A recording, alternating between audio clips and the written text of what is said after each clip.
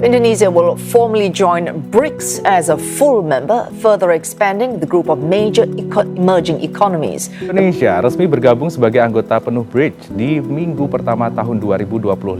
Indonesia telah resmi menjadi anggota penuh BRICS. Hal ini disampaikan oleh pemerintah Brasil selaku Presiden BRICS hingga 2025 mendatang. Indonesia has become the latest member of BRICS. The multinational group was originally made up of just 5 emerging economies, but has since doubled in size.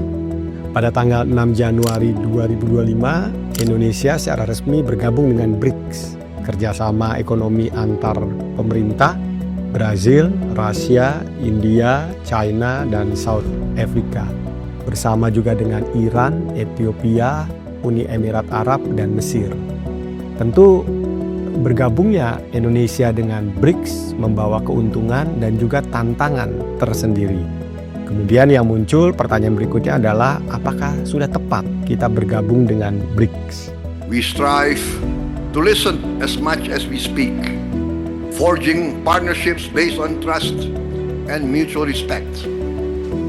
This approach guides Indonesia's participation in many international organizations. Halo, nama saya Aknol Christian Pakpahan. Saya adalah dosen pada program studi hubungan internasional. Saya juga menjabat selaku ketua program studi Magister Hubungan Internasional Universitas Katolik Parahyangan. Apa itu BRICS? BRICS itu sebenarnya singkatan dari Brazil, Rusia, India, China, dan South Africa.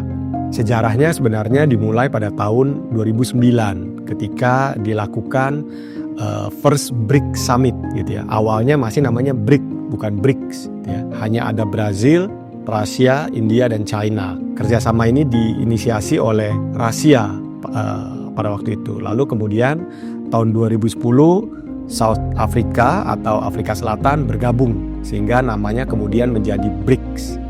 Nah, pada tahun 2025 BRICS kemudian membuka gitu ya, melakukan penambahan anggota pertamanya atau biasanya dikenal dengan istilah First Enlargement dengan nama BRICS Plus. Sehingga sekarang ada 10 negara yang tergabung di dalam BRICS Plus. Ada Brazil, Rusia, India, China, South Africa, Indonesia, Iran, Ethiopia, Mesir, dan Uni Emirat Arab. Lalu sebenarnya apa sih keuntungan dan tantangan Indonesia menjadi anggota BRICS ketika kita sekarang sudah dinyatakan sebagai anggota BRICS Plus ya. Yang pertama tentu keuntungan bergabung dengan BRICS gitu.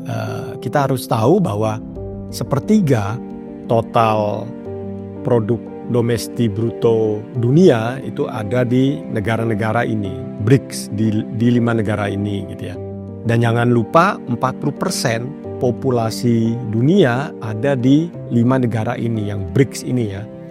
Dan BRICS juga kemudian menguasai 40% aktivitas perdagangan internasional. Dan ada lagi keuntungan lainnya, 40% produksi dan ekspor minyak mentah itu dikuasai oleh negara-negara BRICS.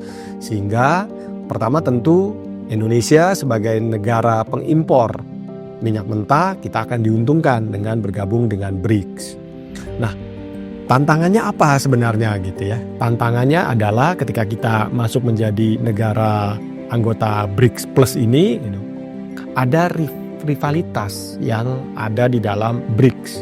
Kita tidak bisa melupakan ada beberapa negara besar di dalam BRICS gitu ya. Kita bicara soal Rusia, kita bicara China, dan kita juga bicara India. Jadi tentu ada rivalitas pengaruh gitu. Siapa yang kira-kira akan dianggap sebagai pemimpinnya BRICS? Sementara kalau kita lihat dalam konteks sejarahnya, BRICS itu didirikan untuk mengcounter atau memberikan tantangan kepada hegemoni Barat atau hegemoni Amerika Serikat. Tapi di sisi lain juga kalau kita lihat gitu ya, rivalitas di antara negara-negara BRICS juga terjadi antara India dan China. Mereka punya rivalitas yang cukup lama terkait isu perbatasan. Jadi kalau kita lihat tantangan di dalam BRICS itu juga kita bicara tantangan internal. Lalu ketika kita bicara dalam konteks yang lebih luas, misalnya gitu ya, apa sih keuntungan kita kembali lagi gitu ya, bergabung dengan BRICS. Bergabung dengan BRICS kita punya potensi pasar ekspor yang baru. Yang kedua, kita juga bisa mendapatkan gitu ya, kemudahan dalam melakukan aktivitas ekspor ketika produk-produk kita ingin masuk ke negara-negara BRICS Plus. Mungkin ada pengurangan bea tarif gitu ya, tarif impor gitu. Dan kemudahan-kemudahan lainnya gitu.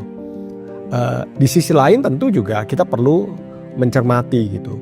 Tantangan ketika kita bergabung dengan BRICS itu harus dipahami gitu ya, bahwa kita itu sudah menjadi negara anggota G20, kelompok negara-negara maju gitu. Jadi jangan sampai ketika kita bergabung dengan BRICS gitu, kemudian muncul pendapat kenapa awalnya kita sudah gabung dengan negara maju kok sekarang kemudian bergabung dengan kelompok negara-negara sedang berkembang. Tantangan lainnya gitu ya, dengan terpilihnya Presiden Trump di Amerika Serikat, ada kebijakan-kebijakan yang sifatnya proteksionisme kira-kira seperti itu. Bahwa Amerika Serikat akan menerapkan pajak impor tinggi untuk negara-negara yang dianggap akan mengganggu hegemoni Amerika Serikat. Jadi perlu disikapi hati-hati gitu. Jangan sampai karena kita bergabung dengan BRICS, kemudian produk ekspor kita menjadi terhambat masuk ke Amerika Serikat.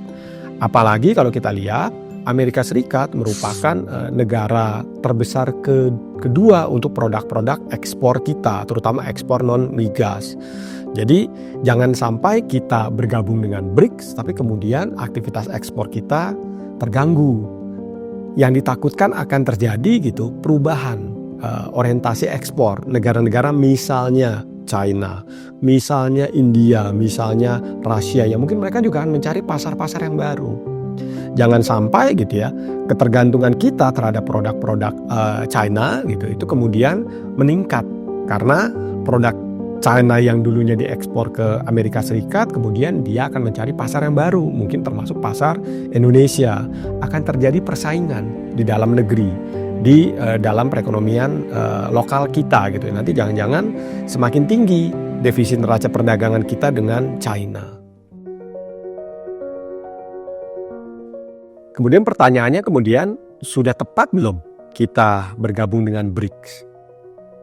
Seperti biasanya gitu ya, selalu ada dua pendapat ya, pro dan kontra gitu ya. Saya mulai dengan kontranya dulu ya. Artinya saya melihat bergabungnya Indonesia dengan BRICS merupakan salah satu langkah yang tepat gitu ya. Tapi ada beberapa pendapat juga yang kontra gitu ya. Yang kontra seperti yang tadi saya sudah jelaskan gitu.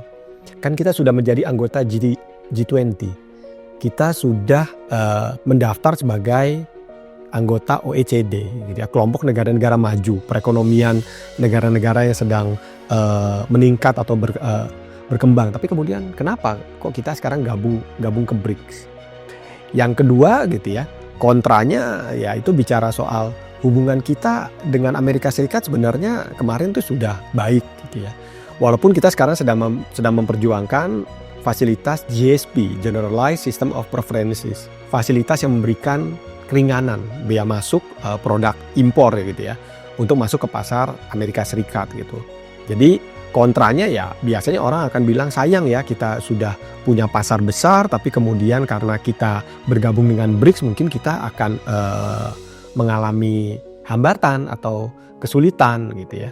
Nah itu adalah kontranya. Tapi kalau kita bicara pro-nya gitu ya, yang kenapa saya bilang bergabung dengan BRICS tepat gitu, karena gini, kita punya cita-cita gitu ya yang disebut Indonesia Emas 2045. Indonesia Emas 2045 secara sederhana gitu itu bicara soal kita ingin menjadi negara industri tangguh. Kita ingin menjadi negara mandiri pada tahun 2045. Tapi kalau kita lihat, kita pun juga punya mimpi, namanya mimpi Indonesia 2015-2085. Ada 7 mimpi itu di situ. Tapi 2 mimpi yang rasanya relate gitu, yang berkaitan dengan kita melakukan aktivitas sekarang gitu ya, gabung dengan BRICS, membuka kerjasama yang lebih luas. Itu karena mimpi yang pertama itu bicara soal Indonesia diharapkan bisa menjadi barometer pusat ekonomi global. di tahun 2085 gitu ya. Yang kedua, Indonesia menjadi negara berpengaruh di kawasan Asia Pasifik. Nah, kalau kita lihat lagi gitu, kita punya 5 visi gitu ya yang tercantum di dalam RPJPN, Rencana Pembangunan Jangka Panjang Nasional 2025 sampai 2045. 5 visinya itu? Yang pertama gitu ya, bicara pendapatan per kapita kita setara dengan negara maju. Visi yang kedua bicara soal kemiskinan dan ketimpangan menurun. Visi yang ketiga bicara tentang sumber daya manusia kita yang meningkat. Visi yang keempat bicara soal kepemimpinan dan pengaruh Indonesia dalam dunia internasional itu meningkat. Visi yang kelima sebenarnya bicara dikaitkan dengan kesepakatan Paris gitu ya, bahwa kita akan mengarah kepada negara yang net zero emission kira-kira gitu ya, menerapkan ekonomi hijau. Nah, dari 5 visi ini rasanya 4 tuh relate gitu ya, dalam menjawab kenapa kita tuh butuh atau kenapa kita harus bergabung dengan BRICS itu. Yang pertama, ketika kita bicara pendapatan per kapita setara dengan negara maju. Kalau kita lihat dokumen gitu ya, parameter pendapatan per kapita negara maju itu ada di level angka 13.000 US dollar per kapita per tahun kira-kira. Indonesia ada di mana gitu? Sampai tahun lalu kita masih di angka 4.900-an. Jadi kita masih butuh langkah panjang gitu ya untuk mencapai pendapatan per kapita setara dengan negara maju. Lalu yang kedua gitu ya, kalau kita bicara BRICS gitu, kita akan lihat gitu ya, ada potensi kita bisa mengembangkan pasarnya kita. Sehingga mimpi untuk menjadikan Indonesia pusat barometer ekonomi dunia bisa tercapai. Rasanya kalau kita lihat visi yang disampaikan oleh presiden sebelumnya, Presiden Joko Widodo gitu ya, kita ingin mengedepankan gitu ya berbagai kerjasama ekonomi dengan semangat Global South gitu, hasil dari konferensi Asia Afrika 1955 gitu, di mana Indonesia itu salah satu founding father-nya. Kita kemudian membuka banyak kerjasama dengan negara-negara sedang berkembang. Contoh, kita sedang menggarap pasar Amerika Latin, Amerika Selatan. Kita sudah punya dengan Chile, ICCPA, Indonesia Chile Comprehensive Economic Partnership Agreement. Ongoing, sekarang kita sedang dalam proses negosiasi dengan Peru, IPCPA gitu ya. Kenapa kita buka dengan Chile dan Peru? Mereka tuh nanti akan menjadi gerbang membuka supaya produk-produk kita bisa masuk ke negara-negara Amerika Selatan lainnya gitu. Ada Brazil, kebetulan kita juga bergabung dengan BRICS, jadi kita membuka pintunya lebih banyak dengan Chili, dengan Peru, dengan Brazil gitu. Nanti kita menyasar negara-negara di kawasan Amerika Selatan. Dengan kawasan Afrika kita sudah buka dengan Mozambik. Kita punya kerjasama ekonomi. Kalau kita lihat dari map, Mozambik itu sebagai pintu gitu ya untuk buka lebih dalam. Kita sudah punya dengan Mozambik, dengan bergabung dengan BRICS, kita sekarang sudah juga punya dengan Afrika Selatan. Jadi itu akan membantu menggarap pasar-pasar non-tradisional di kawasan Afrika dan juga di Amerika Latin. Kalau kita lihat lagi gitu ya, bergabung dengan BRICS, bergabung dengan G20 itu sebenarnya salah satu cara kita menunjukkan gitu ya, bagaimana kepemimpinan kita, pengaruh kita di dunia internasional tuh bisa ditingkatkan sesuai dengan visi yang nomor 4 dari RPJPN 2025-2045. Jadi rasanya tepat kalau kita menggunakan BRICS, menggunakan G20 untuk menunjukkan gitu ya bahwa Indonesia memainkan peranan penting kok. Apalagi kita sekarang sudah disebut sebagai negara middle power gitu ya. Dan proyeksi oleh IMF, perekonomian kita akan tumbuh kok setara dengan negara maju dalam beberapa tahun ke depan.